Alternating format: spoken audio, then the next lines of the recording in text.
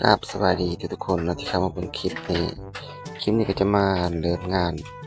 แล้วก็จะถอนในเบิ่งนะเนาะก่อนอื่นเราก็กดเริ่มงานเลยมื้อหนึงเราจะได้2 เหรียญ2 เหรียญก็ตกเป็นเงินกีบเนาะก็ประมาณ40,000กีบนะ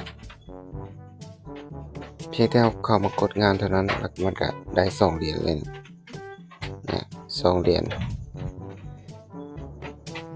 หลังจากเรากดงานแล้วเราก็จะไปถอนออกไว้เลยเนาะเงินจำนวนนี้เพราะว่ามันจะเสี่ยงเนาะเรากดถอนเอาไว้เพื่อความปลอดภัยนะเห็นว่าหลังจากเรากดงานแล้วจะได้เงิน2 เหรียญกด2 มื้อแล้วได้4 เหรียญรวมแล้วได้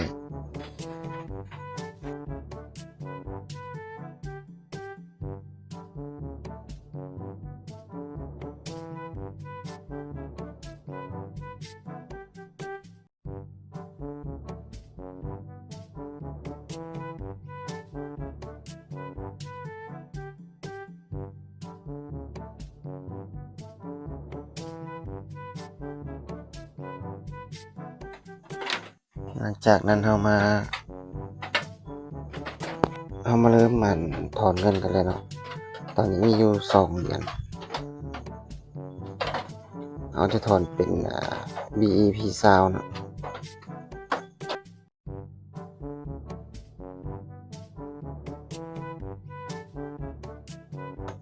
ซองที่1เราก็จะใส่จำนวนเงินส่วนซองที่2ก็จะเป็น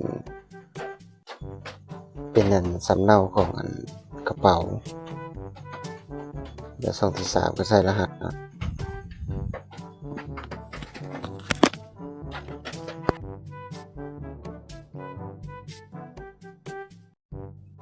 หลังจากเราใส่รหัสเสร็จสมบูรณ์มาแล้วเราก็กดยืนยันไปเลย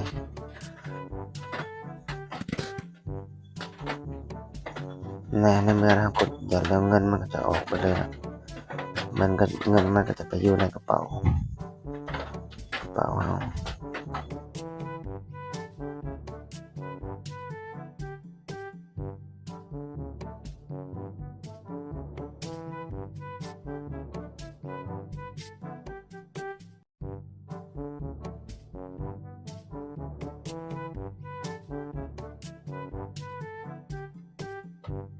ในเมื่อเราเข้ามากระเป๋าแล้วเข้าไป USDT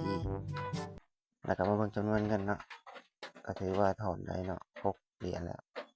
ปัจจุบันนี้มี6 เหรียญตะกี้มี4 เหรียญเพิ่มมา2 เหรียญเป็น6 เหรียญ